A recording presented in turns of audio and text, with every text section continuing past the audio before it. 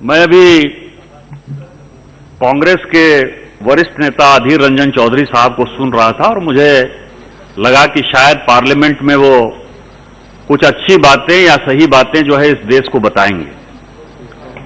लेकिन जिस तरह से कांग्रेस हमेशा घड़ियाली आंसू बहाती है, आज भी वही हुआ सभापति महोदय।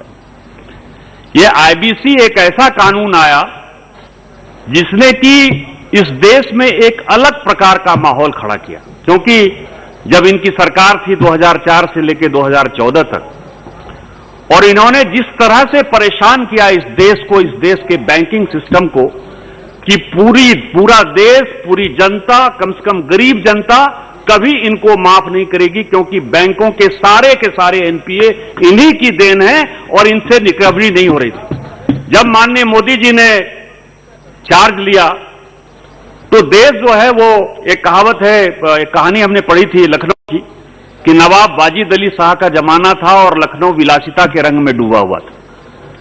पूरी की पूरी बैंकिंग सिस्टम में जितने भी क्रेडिट इन्होंने दिए थे वो सारे के सारे डिफॉल्ट हो गए थे। लगभग 14 लाख करोड़ का एनपीए हमारे सामने मौजूद था। इस तरह की इकोनॉमी ये छोड़कर गए थे, और इसीलिए वो दीक्षित दानकोरी की एक बड़ी अच्छी शायरी है सर, सभापति महोदया, कि ना मांझी न रहबर न हक में हवाएं, है कश्ती भी जर्जर ये कैसी हवा है। आप ये समझें कि प्रधानमंत्री मोदी जी ने जब लिया तो कुछ था ही नहीं। आप ये समझिए कि जिस नाव के सहारे इस देश को आगे बढ़ाना है, उस नाव में भी इतने छेद थे कि वो कब डूब जाएगा ये लोगों को पता नहीं था। और उस वक्त यह आईबीसी कानून आया। आईबीसी की तो कम से कम 2 मिनट यदि बड़ाई कर देते अधीरदा तो मुझे बहुत अच्छा लगता। लेकिन कांग्रेस का स्वभाव है सभापति महोदय, कांग्रेस का स्वभाव है कि लूटो लूटो लूटो, करप्शन करते चलो, करप्शन करते चलो, ऐसा सिस्टम पैदा करो। जैसे हम आप सभी सांसद यहां बैठे हैं, तो इन्होंने राजीव गांधी विद्युतीकरण योजना दिया कि एकदम हमने सभी गांव में जो है बिजली लगाने का फैसला किया। ट्रांसफार्मर जो है वो 9 किलोवाट का और 16 किलोवाट का लगता था, वो सब जल गया। गरीबों को बिजली जलाना है, अमीरों को नहीं जलाना है, अमीरों ने खुदन लगा के बिजली जला लिया। उसी तरह से मैं आपको बताऊं कि रिकवरी के लिए भी जो कानून था, और मैं कुछ चीजें सदन के सामने लाना चाहता हूं कि कांग्रेस की इस आईबीसी के पहले पॉलिसी क्या थी, क्या क्या चीज था जिससे कि बैंक रिकवरी कर सकता था। एक लोक अदालत सिस्टम है सभापति महोदया, कि लोक अदालत के माध्यम से आप रिकवरी कर सकते हैं। यहां पिनाकी मिश्रा साहब बैठे हुए हैं, बड़े वकील हैं और इस तरह के केसेस में लगे रहते हैं। आपको आश्चर्य होगा, 2018 का मैं डाटा दे रहा हूं, यदि 100 रुपया की रिकवरी होनी थी बैंक को, तो केवल 5 रुपये की रिकवरी हुई। 5.3% लोक अदालत का है। क्या यह कानून चाहिए था कांग्रेस को? दूसरा कानून ये लेकर आए डीआरटी। डीआरटी में आपको आश्चर्य होगा कि डीआरटी ने तो और भी गजब कर दिया। यदि 100 रुपये की बैंक को, क्रेडिटर को यदि रिकवरी होनी है, तो केवल उसकी रिकवरी हुई 3.5%, 3 रुपया। क्या यह चाहिए था इस देश को? तीसरी रिकवरी इनका सरफेसी एक्ट, तीसरा जो है कानून ये लेकर आए वो सरफेसी एक्ट था, और सरफेसी एक्ट की रिकवरी थी सभापति महोदया 14%। और मैं सदन को बताना चाहता हूं बड़ी गंभीरता के साथ कि ये जो आईबीसी कानून 2016 में आया, इसकी रिकवरी रेट है 42.5% से लेके 45% तक। क्या इस कानून में जो बातें चल रही हैं उसके लिए मदद करने की अपने को आवश्यकता नहीं है? अब ये कह रहे कोविड, ये ऑर्डिनेंस क्यों लेके आए? कोविड के कारण क्या हुआ ये पूरे देश ने देखा। बाप बेटे से अलग हो गया। बाप की यदि मृत्यु हो गई तो बेटा जलाने के लिए नहीं गया। यदि कोई बीमार हो गया घर में, वहां नहीं गया। देश की हालत यह है, पूरी दुनिया की हालत यह है। पूरी दुनिया में संबंध खत्म हो गए, ग्लोबल वर्ल्ड खत्म हो गया। आज कोई यदि लंदन अमेरिका जाना चाहता है तो वो जा पाएगा कि नहीं जा पाएगा, यह भी एक बड़ा सवाल है। आप पूरे देश में किस तरह के माहौल में जी रहे हैं, और उसमें यदि माननीय प्रधानमंत्री जी, माननीय वित्त मंत्री जी निर्मला सीतारामन जी और हमारे मित्र अनुराग ठाकुर साहब यदि एक अच्छी चीज लेकर आ रहे हैं, तो उसमें भी आप कह रहे हैं कि ऑर्डिनेंस क्यों? ऑर्डिनेंस की आवश्यकता क्यों नहीं थी? माननीय प्रधानमंत्री जी का एक तरफ उद्देश्य था लोगों का जान बचाना, दूसरी तरफ उद्देश्य था उसका पेट भरना, और तीसरी तरफ उद्देश्य था कि किस तरह से रोजगार पैदा करें। और पूरी दुनिया क्या थी कि इकोनॉमिक फ्रंट पर 4 चीजों से लड़ रही थी। पूरी दुकान और फैक्ट्री लगभग पूरी लॉकडाउन में, केवल हिंदुस्तान में नहीं पूरी दुनिया में ऐसा हुआ। उसके कारण क्या हुआ? वर्ल्ड, अभी ओईसीडी की रिपोर्ट आई है सभापति महोदया, कि कम से कम 5% बेरोजगारी वर्ल्ड वाइड इस साल बढ़ने वाली है।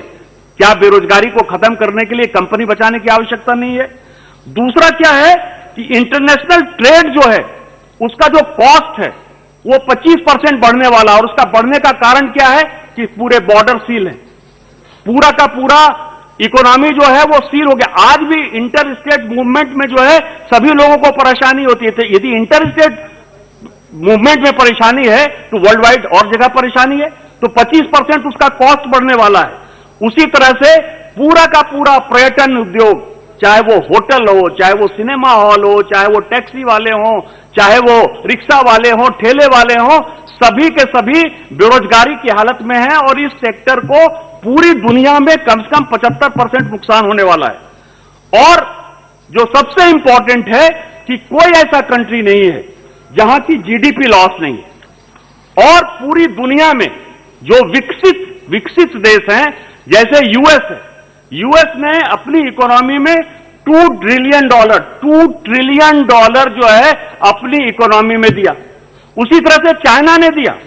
यदि आप सारे कानून की बात करेंगे तो मैं आपको बताऊं कि भारत, यूनाइटेड किंगडम ने, यूके ने पूरा मोरेटेरियम जो है लागू कर दिया कि जब तक ये कोविड का मामला चल रहा है 31 दिसंबर तक वो पूरा मोरेटेरियम होगा। जर्मनी ने टेम्पोररी सस्पेंड कर दिया इंसॉल्वेंसी और क्रेडिटर्स राइट्स को जो है पूरा का पूरा 6 महीने के लिए उसमें संशोधन कर दिया। रोमानिया ने ये कानून 16 मार्च से जो है स्थगित कर दिया। उसी तरह न्यूजीलैंड ने, मैं आपको बताऊं कि जितने देश हैं उन सभी देशों ने इस तरह का कानून लागू किया। तो भारत को क्या करना था?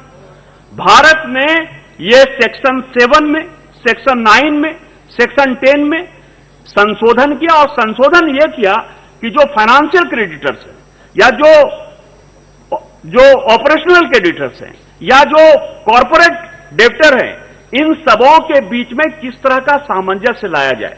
क्योंकि यदि मान लीजिए आज कोई कंपनी यदि इंसॉल्वेंसी में जाती है, और हमने आपको बताया कि हम 45% तक जो है उससे पैसा रिकवर कर पाए, तो आज जब पूरी इकोनॉमी पूरी ठंडी हो गई, किसी के पास कोई पैसा नहीं है, ना कोई फॉरेन का आपका इन्वेस्टर यहां आने को तैयार है, ना इंडियन इन्वेस्टर यहां आने को तैयार है, बैंकिंग सिस्टम में जो है कोई काम करने को लोग तैयार नहीं है, उसको ये पता नहीं है कि ये कंपनी हम ले लेंगे तो कोविड के बाद ये चल पाएगा कि नहीं चल पाएगा, बीच में नहीं हो पाएगा। तो क्या आपको लगता है कि हम 100 रुपया का चीज जो है इन्हीं की तरह डीआरटी में और सरफेसी एक्ट लगा के 5 रुपए में बेच दें? और इस कारण से, और आपको ध्यान हो कि इसी पार्लियामेंट ने मार्च के महीने में एक बड़ा संशोधन जो है इंसॉल्वेंसी एक्ट में किया था, और हमने यह सोचा था कि हम इस इंसॉल्वेंसी एक्ट से, जो आप कह रहे थे कि 270 दिन किस तरह से जल्दी से सुविधा हो जाए, किस तरह से लोगों को रोजगार मिल जाए, वो सारी व्यवस्था सरकार ने की थी।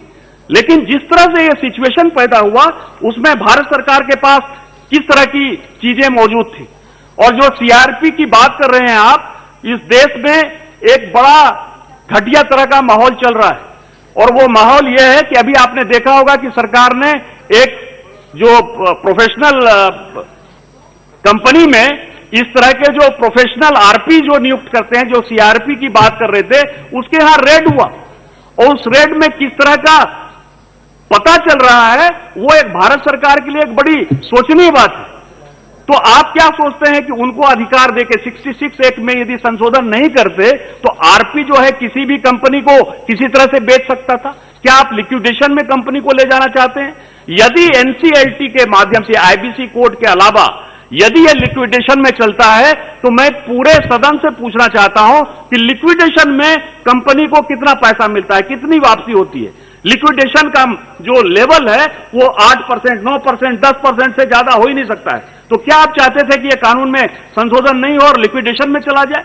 मेरा सवाल जो है ये है, और आप जो कह रहे थे केसेस की बात कर रहे थे, इस आईबीसी कोर्ट में क्या हुआ ये मैं सभापति महोदय आपके माध्यम से अधीर रंजन चौधरी साहब को बताना चाहता हूं कि ये सेक्शन 7 में लिस्ट होने के पहले, आपको बताऊं सेक्शन 7 में लिस्ट होने के पहले 27,000 इस देश में ऐसे केस थे जो कि सेक्शन 7 लागू करने का मौका ही नहीं मिला। उसके पहले ही जो है कम से कम 2 लाख करोड़ की रिकवरी जो है इस सेक्शन के कारण हो गई। इस एक्ट के आने के बाद सेक्शन 9 में कंपनी को सेक्शन 7 के बाद जब सेक्शन 9 में जाने की बात आई तो उसमें से 12,000 ऐसी कंपनी है जो सेक्शन 9 के पहले ही उसकी पूरी रिकवरी हो गई। और उसी तरह से सेक्शन 10 में लगभग 140 ऐसी कंपनी है जो सेक्शन 10 लागू होने के पहले ही हो गई। इतना बढ़िया एक्ट है। और उस एक्ट में जो ये मोरिटोरियम है सभापति महोदय, वो मोरिटोरियम ये है कि उसके कारण कंपनी बचेगी, लोगों का रोजगार बचेगा, रोजगार बचेगा, बैंकों का पैसा बचेगा, और ऑपरेशनल जो क्रेडिटर हैं, और ये जो एमएसएमई की बात कर रहे हैं, एमएसएमई में ये जनता को गुमराह कर रहे हैं सभापति महोदय। 1 करोड़ से नीचे के जो लोग हैं वो किसी भी आईबीसी के दायरे में आते ही नहीं है, और उनके लिए आरबीआई में या कॉम्प्रोमाइज फॉर्मूला के तहत कई कॉर्पोरेट लॉ में ऐसे कानून हैं जिसके माध्यम से वो अपनी रिकवरी कर सकते हैं। लेकिन मैं अंत में अपनी एक बात कहकर जो है समाप्त करूंगा कि इन लोगों को जो है माननीय मोदी जी के ऊपर या इस देश में हिंदू सभ्यता संस्कृति के ऊपर जो है कोई फेथ नहीं है।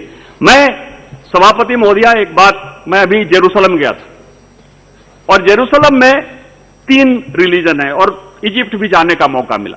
यदि आप यहां कहिए कि गाय हमारी माता है, हम उसका दूध पीते हैं, गाय को मत काटो, तो लोगों को लगेगा कि हिंदू धर्म की बात है। मैं सभी को कहता हूं कि इजिप्ट का जो है वो कैरो का वो म्यूजियम देखना चाहिए कि जो वहां ममीज हैं उसमें गाय का जो है वो फोटो बना हुआ है और उसमें कहते हैं कि गाय मेरी माता है। वो पूरा का पूरा इस्लामिक कंट्री है।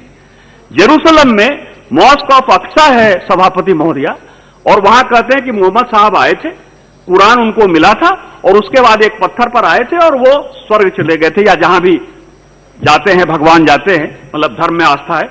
उसके ठीक 300 फीट नीचे जो है ज्यूज हैं जो आज भी माथा पटकते हैं और कहते हैं कि यहां मेरे गॉड हैं, और उस गॉड के लिए वो वहां जाते हैं।